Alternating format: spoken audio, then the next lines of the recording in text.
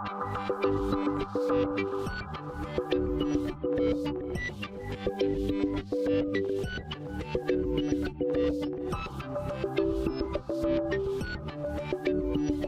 we said we were hoping to do during the day today was to talk about what's going on in our industry, some of the issues, some of the successes. We talked about measurement and analytics. We've talked about privacy. Thank you to Denton's and the legal team here for talking about some of the key issues that we need to pay attention to.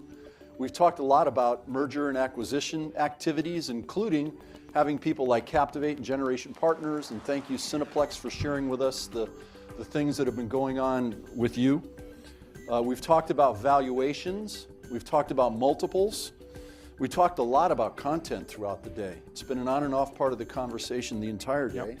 And then we've culminated here with the largest RFP that's coming down the pike. Well, it's a great event. If you see, first of all, the amount of people, signing up, and also the quality of people. I mean, as Adrian mentioned in his keynote, when you have a lot of CEOs, you have a lot of vice presidents. I mean, really the movers and shakers of the industry are in that room, and that's absolutely phenomenal.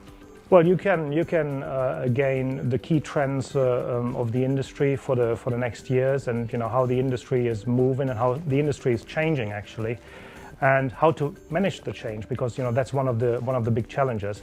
I mean, those things you can definitely gain from that conference, because as I said, you have the movers and shakers of the industry globally, not only Americans. I mean, you have Europeans here. Globally, you have the movers and shakers here in that room. What makes this conference different is that you have a great eclectic group attending at the same time. It's rare to have the investors at the table, the media operators at the table, the agency side of the table. Adrian and Russ have ably brought together all the stakeholders in one place.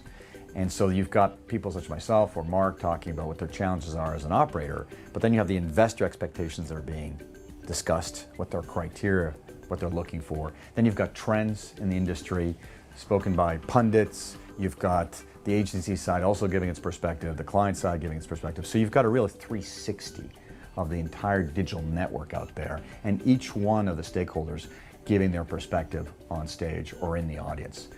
I don't know of another conference that does this. You get to meet people in the industry that are going through similar things that you're going through, and they've been at different points in their evolution, and so you can benefit from that interaction. And then you also get a chance to see what other people are doing, not only from a marketing perspective, but from an investor perspective, which I think is healthy and beneficial. The level of conversation is strategic in many ways.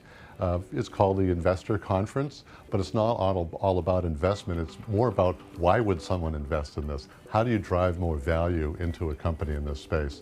And so to get everybody's perspective is really very valuable, to me anyway. So I think as a both technologist in the space and investor in the space, it's interesting to see the different models, what's working, what's not working, and a lot of the speakers bringing expertise as well as different views on the market to go to one place where you see so many different opportunities to learn and to hear things that are working, things that are not working within the industry, and where we think the industry is going, and just a good opportunity to get the pulse of the industry. If you're running a network, if you're evaluating a network, if you're looking to invest in a network, if you're an advertiser, you need these answers.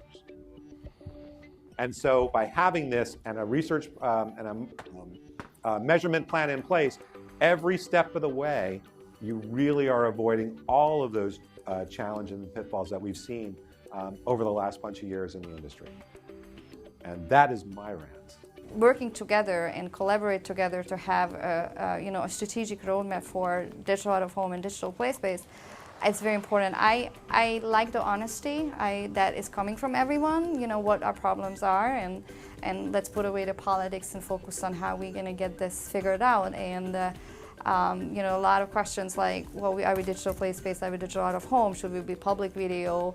Again, addressing that we need to get rid of the fragmentation, and we need to be consistent and make it easy for everybody to buy, and then we'll become more successful. And I think so far it's been great, and everything I heard I pretty much agree with. So that's a good sign. I think we've got a lot of smart people in the industry.